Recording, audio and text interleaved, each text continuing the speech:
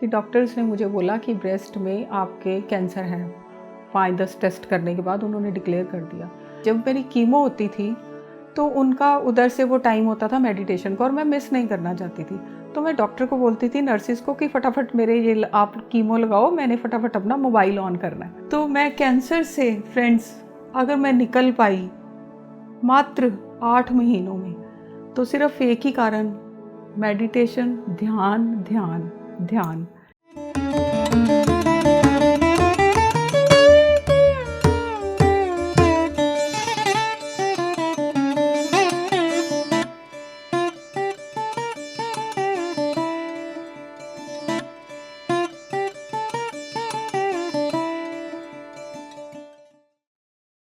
नमस्कार फ्रेंड्स, मैं उषा ग्रोवर लुधियाना पंजाब से हूँ। यूँ तो मैं प्रोफेशन से यूनाइटेड इंडिया इंश्योरेंस में डिप्टी मैनेजर हूँ, लेकिन मेरे को जो मेरे बाबा ने नाम दिया उषा मिशन, मैं आपको अपना वो नाम बताना चाहूँगी। और ध्यान में आने से पहले मैं आपको अपना थोड़ी सी, कि हर एक का कोई ना कोई एक सीड ज़रूर स्पिरिचुअल वे में होता है, तभी वो इस रास्ते पे आता है। जब मैं बहुत छोटी थी 5th-6th क्लास में, तो मेरे घर के पास एक मंदिर था। तो वहाँ पे एक ब्रह्म कुमारी काइंड ऑफ कोई साध्वी थी। तो वो वहाँ पर रहती थी, उनको मतलब तैयार कर रहे थे कि अगर आप रह सकते हो तो ही हम आपको दीक्षा देंगे। तो हम कभी कभी वीकेंड पे उनके पास चले जाते थे, तो उनकी बातें सुनते थे कि वो बहुत खूबसूरत 19-20 साल की लड़की थी। तो मुझे बहुत अट्रैक्ट करती थी, तो मुझे लगता था कि मैं भी साध्वी बन जाऊं। तो मैं उनको देख के, वो वाइट सूट पहनती थी, तो मैंने वाइट फ्रॉक पहन के सैटरडे जाना और रात को उनके साथ रहना। संडे उन्होंने हमें योगा या कुछ भी ऐसे कुछ काइंड ऑफ मेडिटेशन की तरह ही कुछ कराते थे। बट तब समझ नहीं थी, बच्ची थी, तो बस अच्छा लगता था उनके साथ टाइम स्पेंड करना। तो धीरे धीरे घर वालों को लगा नहीं, ये तो उसी की हो जाएगी और ये घर में नहीं रहेगी। लेकिन मैं बिल्कुल टॉम बॉय थी, खेलना लड़कों के साथ ये वो, पर पता नहीं मेरे माइंड में एकदम से क्या चल रहा था कि ये लाइफ बहुत अच्छी है, कि कुछ नहीं चाहिए, कि इस तरह से सादगी का और परमात्मा की तरफ ध्यान होना चाहिए। लेकिन ये नहीं पता था कि परमात्मा कौन है, कैसे पाएँ, कौन बताए, कुछ नहीं समझ आ रहा था। लेकिन थोड़ी सी बड़ी हुई, जाती रही 2-4 साल वहाँ पे, पर घर वालों ने जैसे वापस खींच लिया कि नहीं। तो इन द मीन टाइम मैंने एक एमए करा, फिर मैंने एमए इकोनॉमिक्स करने के बाद एक एमए और करा, एमए हिंदी। मुझे नहीं पता था मैं क्यों कर रही थी, कोई मेरा ऑफिस के उससे लेना देना नहीं था। खैर मैंने इसको छोड़ दिया, लेकिन अब मुझे वो समझ आती हैं चीज़ें। ऐसा करते करते मेरी शादी हो गई। तो लेकिन मैं बिल्कुल पूजा पाठ काइंड ऑफ वाली ही लड़की थी। मुझे भगवान से डर लगता था, बहुत आस्था थी, डरती थी कि ऐसा हो जाएगा वैसा हो जाएगा। तो ऐसा चलता रहा। लेकिन मेरी मैरिड लाइफ भी काइंड ऑफ चीटिंग थी, तो वो मुझे वो ज़्यादा देर तक नहीं निभ पाई। तो इन द मीन टाइम मेरे एक बेटी भी हुई। तो मैं बताना ये चाहती हूँ कि फिर मेरी रीमैरिज भी हो गई। एंड आफ्टर दैट फिर भी मैं तलाश में थी। मेरे पास सब कुछ था, बहुत अच्छी जॉब थी, घर था, बच्ची थी, बट मैं ढूंढ रही थी कि मुझे कुछ अधूरापन है। मैं अंदर से खोखली थी, खाली थी, बट समझ नहीं आ रहा था कि क्या चाहिए मुझे, क्या चाहिए। तो जब जब मैं मेडिटेशन पे जाती, कहीं भी कोई भी रास्ता चुनती, तो वो मेरे लिए इतनी ओपोजिशन आ जाती थी कि नहीं, तुम्हें यहाँ नहीं जाना, टाइम वेस्ट करते हो, ये नहीं। बट मैं बिल्कुल बिल्कुल भाग रही थी, बट मुझे कोई रास्ता नहीं नज़र आ रहा था। ऐसा करते करते मैं 50 साल की हो गई। 50 साल की हो गई और मेरी बेटी कनाडा चली गई। वापस आई तो मैंने उसकी फरवरी 2020 में शादी कर दी। तो उसकी शादी करने से पहले ही मुझे क्या ख्याल आ रहा है कि ये तो अब कनाडा चली जाएगी, तो मुझे क्या करना है, और 5 साल 6 साल में मैंने रिटायर हो जाना है, तो मुझे कुछ करना है। और बिल्कुल पक्का यही था कि मुझे ये अपना स्पिरिचुअलिज्म वाला रास्ता ही लेना है। लेकिन कैसे, कोई गाइडेंस नहीं थी, क्योंकि बहुत सारे बाबे देखे, ये देखे, तो सब कंडीशनल थे, ये करो, ये नहीं करो, यहाँ आओ, यहाँ ऐसे रहो। तो मैं कंडीशंस में बंद के रहने वाली लड़की नहीं थी। और लॉजिक माइंड वाले होते हैं जॉब वाले, तो वो फटाफट अपना दिमाग लगा के मैं निकल लेती थी। तो ऐसा करते करते दोस्तों, फरवरी में मैंने अपनी बेटी की शादी करी और मार्च में लॉकडाउन शुरू हो गया। और मार्च एंड में मुझे हल्का सा एक एहसास हुआ कि मेरे को चक्कर आया या कुछ, और मैं फ़ौरन से डॉक्टर के पास गई। और सरप्राइजिंग, शॉकिंग कि डॉक्टर्स ने मुझे बोला कि ब्रेस्ट में आपके कैंसर है। 5-10 टेस्ट करने के बाद उन्होंने डिक्लेयर कर दिया। आई वॉज लिटरली क्राइंग कि मैंने आज तक ऐसा कुछ नहीं करा, वेजिटेरियन बिल्कुल, और बड़ा सोच समझ के सेहत का ध्यान रखने वाली, योगा करने वाली, तो भगवान जी मुझे कौन सी सज़ा दे रहे हो। तो बहुत लड़ाई करी भगवान से, लेकिन 15-20 दिन बाद एहसास होने लगा कि ठीक है, कैंसर से तो सब मर ही जाते हैं, पता नहीं कब, तो मरना तो है ही है, तो कुछ ऐसा करना कि जो तू करना चाहती थी। तो ऐसा करते करते मेरी सिस्टर थोड़ा स्पिरिचुअलिज्म में बहुत पहले से थी। शी इज़ सो लकी कि उसके हस्बैंड भी बहुत इन चीज़ों को मानते हैं, तो उसको कोई दिक्कत नहीं आती थी। तो उसने मुझे एक मैसेज भेजा कि दीदी अब तो बेड पे ही हो, आप कुछ करना नहीं है, सर्जरी मेरी तब तक अप्रैल में हो चुकी थी, तो आप क्यों नहीं ये मेडिटेशन है ज्वाइन कर लेते। तब वो कहते ना कि वेला मन क्या करे, वो ट्राई कर रही थी मैं, कभी किसी को कभी किसी को, कभी कोई बोल रहा महामृत्युंजय पाठ करा दो, वो भी करा दिया, कोई पंडित मंत्र पता नहीं क्या कुछ, सब कुछ कर दिया। लेकिन मुझे ये लग रहा था ये सब ड्रामा है, मुझे जब मरना है तब तो मरना ही है, लेकिन कब, एक ही डर था मुझे कि मुझे पेनफुल डेथ नहीं चाहिए। तो मैंने वो मेडिटेशन ज्वाइन कर ली और मुझे अच्छा लगने लगा। मेडिटेशन करते करते मैं लुधियाना से, सुषमा सराफ जी कोलकाता से हैं, उनकी मेडिटेशन में जुड़ गई। और फ्रेंड्स, मैं आपको इतनी खूबसूरत बात बताऊं कि जब मेरी कीमो होती थी तो उनका उधर से वो टाइम होता था मेडिटेशन का, और मैं मिस नहीं करना चाहती थी। तो मैं डॉक्टर को बोलती थी, नर्सिस को, कि फटाफट मेरे ये आप कीमो लगाओ, मैंने फटाफट अपना मोबाइल ऑन करना है। अदरवाइज़ वो मोबाइल नहीं देते थे। तो उन्होंने देखा कि ये कुछ नहीं करती, हेडफोन लगा के शांत होके बैठ जाती है।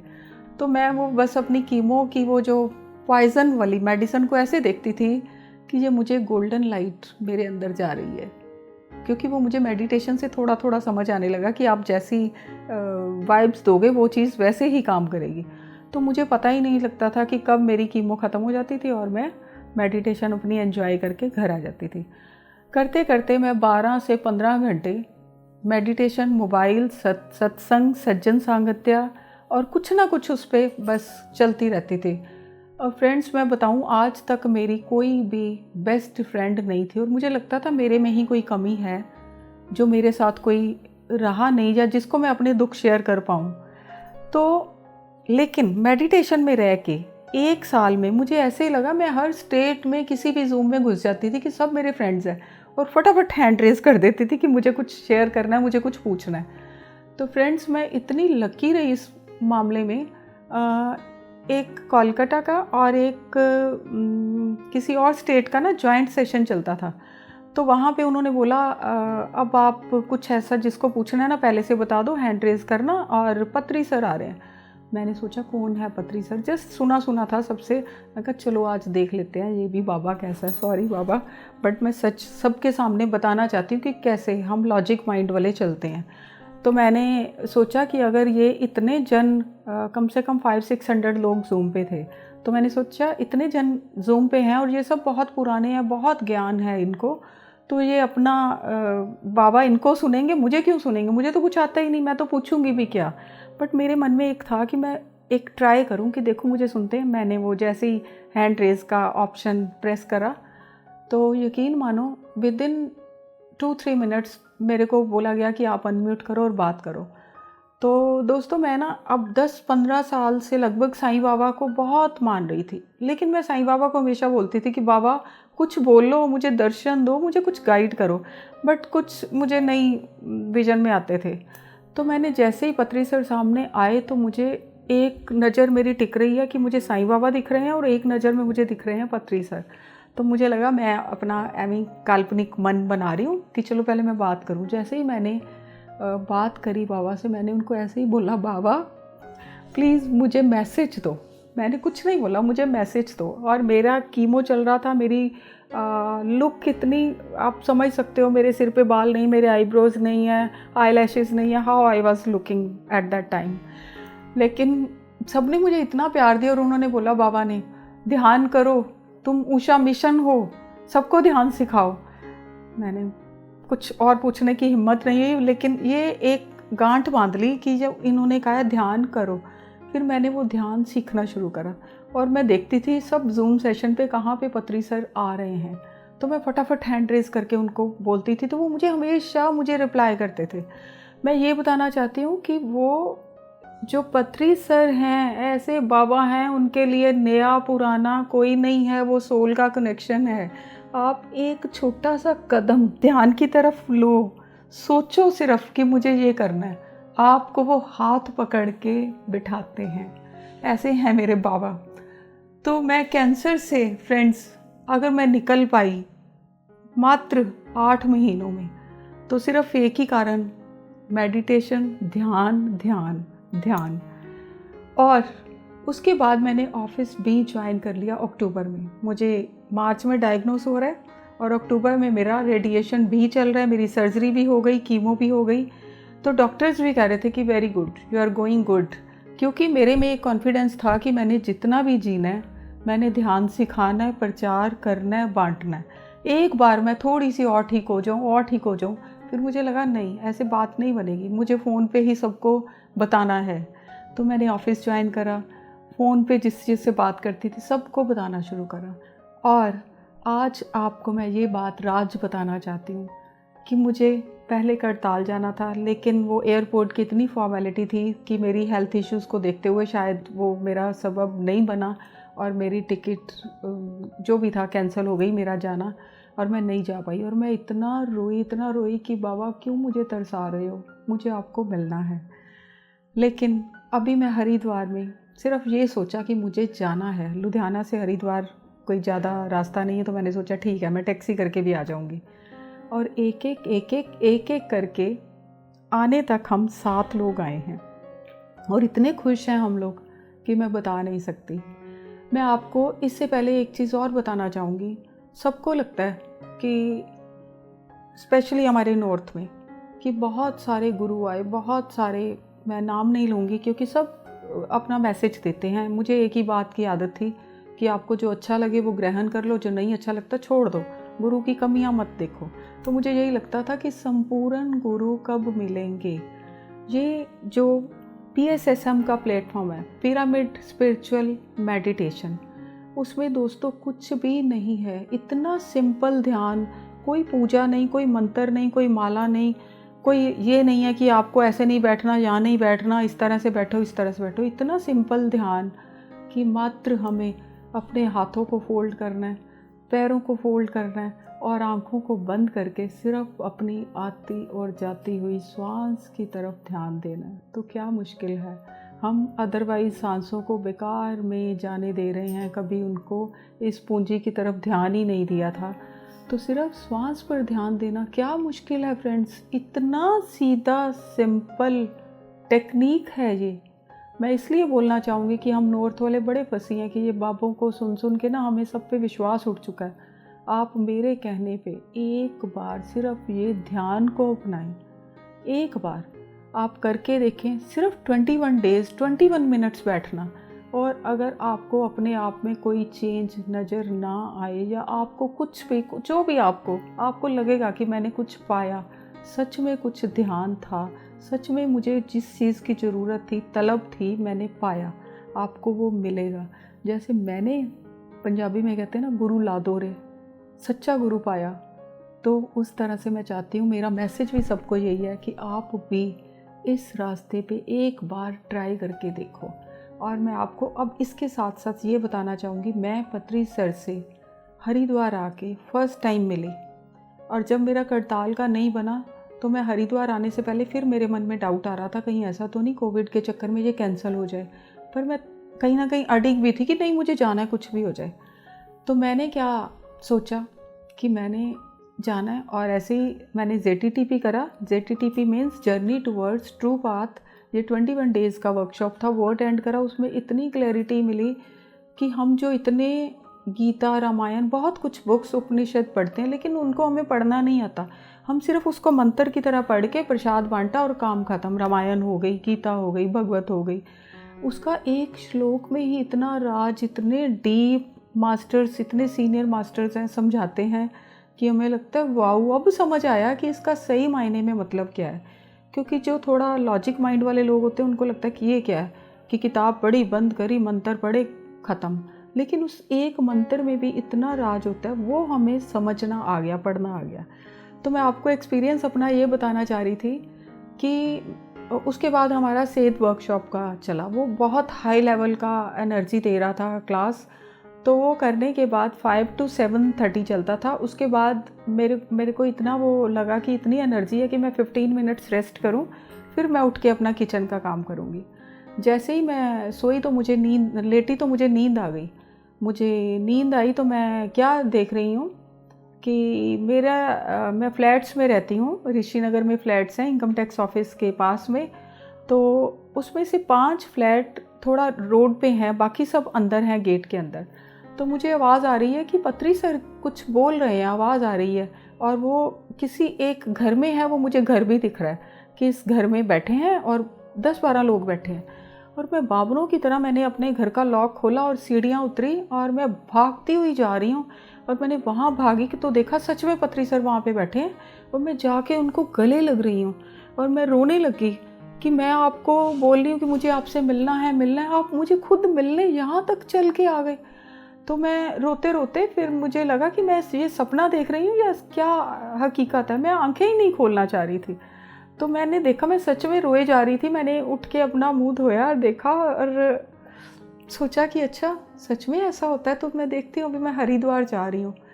दोस्तों आप यकीन मानो, मैं हरिद्वार में आई, जैसे मैंने पत्री सर को देखा, मैंने उनको जस्ट एक प्रणाम करा और उसके बाद मैंने ऐसे अपनी बाहें फैलाई।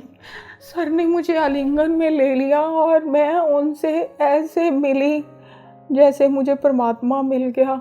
मैं अपने पापा को बहुत प्यार करती थी, मुझे मेरे फादर मिल गए। पता नहीं मुझे उनमें कितने रूप दिखे और मुझे लगा गुरु ऐसा होता है कि जो मुझे सपने में पहले ही दिखा रहे हैं कि तू टेंशन मत ले, मैं तेरे को मिल रहा हूँ, तेरे को मेरे को जप्फी मार के मिलने की तमन्ना है ना, तो आ जा। वो बाबा ने मेरे को ऐसे मिले।